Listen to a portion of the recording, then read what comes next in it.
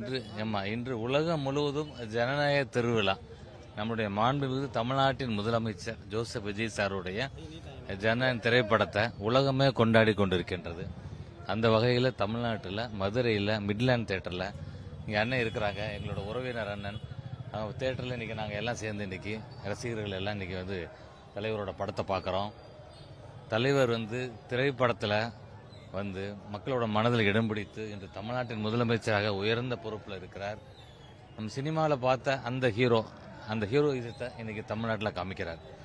கீழ் மட்டத்தில் ஊழலை ஒழிப்பதில் மிக முனைப்பாக செயல்பட்டு மக்கள்கிட்ட ஒரு பாசிட்டிவான ஒரு வைப்ரேஷன் இருக்குது. ஏன்னா சின்ன சின்ன விஷயங்கள், பல ஊழல் நடந்ததெல்லாம் இப்போ இன்னைக்கு இல்லை. இன்னைக்கு தமிழ்நாட்டில் இந்த பட்ஜெட்டுக்கு பிறகு நிச்சயமாக மக்கள் மனம் குளிரும் வண்ணம் பல்வேறு அறிவிப்புகளை தலைவர் தருவார்.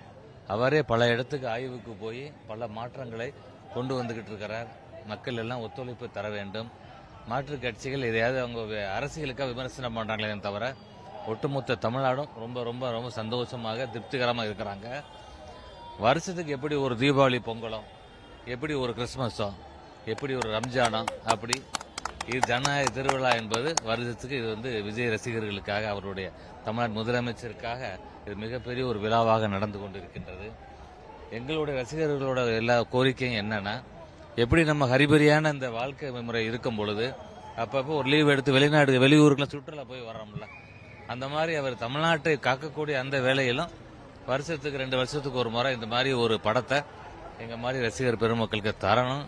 ஏன்னா இதுதான் அவரை இன்னைக்கு தமிழ்நாட்டின் முதலமைச்சராக ஆக்கி இருக்குது. இன்னும் சொல்ல போனா சுற்றி இருக்கக்கூடிய இந்தியா முழுவதும் அவருக்கான ரசிகர் பெருமக்கள் இருக்கிறாங்க. வரக்கூடிய பாராளுமன்ற தேர்தலில் இந்தியாவின் பிரதமரை தீர்மானிக்கும் சக்தியாக நிச்சயமாக நம்மளுடைய தமிழ்நாட்டு முதலமைச்சர் இருப்பார். அந்த அடிப்படையில் தான் இன்னைக்கு கூட்டணி கட்சிகள் போட்டி போட்டுக்கிட்டு இன்னைக்கு கூட்டணிகள் வந்துகிட்டு இருக்கிறாங்க. எங்களை பொறுத்த வரைக்கும் இந்தியாவின் பிரதமராகக்கூடிய தகுதி நம்முடைய தமிழ்நாடு முதலமைச்சருக்கு இருக்கிறது. பல மொழிகள் தெரிந்தவர், இளைய சமுதாயத்தோட அன்பை பெற்றவர். அதனால நிச்சயமாக தமிழ்நாட்டில் எப்படி ஒரு மாற்றத்தை தமிழ்நாட்டு மக்கள் இன்னைக்கு கொடுத்து இன்னைக்கு தலைவர் இன்னைக்கு சிஎம் ஆக்கியிருக்கிறாங்களோ, இந்திய அளவிலையும் மிகப்பெரிய ஒரு மாற்றத்தை தலைவர் ஏற்படுத்துவார். சினிமாக்காரர் டிராமா தான் நடத்துறாருன்ற மாதிரி குற்றச்சாட்டுகளை வைக்கிறாங்க. அதெல்லாம் எப்படி பாக்குறீங்க? நான் சொல்றேன், ஒரே நாள்ல நீங்க மாற்றத்தை பண்ண முடியாது. ஒரு நாள் முதல்வன்ற ஒரு படம் வந்துச்சுல, இப்ப நீங்க பாருங்க, அன்றாடம் தமிழ்நாட்டு முதலமைச்சரை இறங்கி ஆய்வுக்கு போறார். அன்னைக்கு முக்கியமான ஒரு துறை அமைச்சரே பேசும்போது சொல்றாரு, கார்ல போய் ஏறி கான்வாய் நகண்ட பிறகுதான் எந்த இடத்துக்கு ஆய்வுக்கு போறோம்னு எங்களுக்கு தெரியுதுன்னு சொல்றாரு. அப்போ எந்த அளவுக்கு அவர் யோசனை பண்றாரு, துரிதமாக நடவடிக்கை எடுக்கிறதுக்கான ஒரு முயற்சி. அதனால சிறு துளி பெருவெள்ளம்.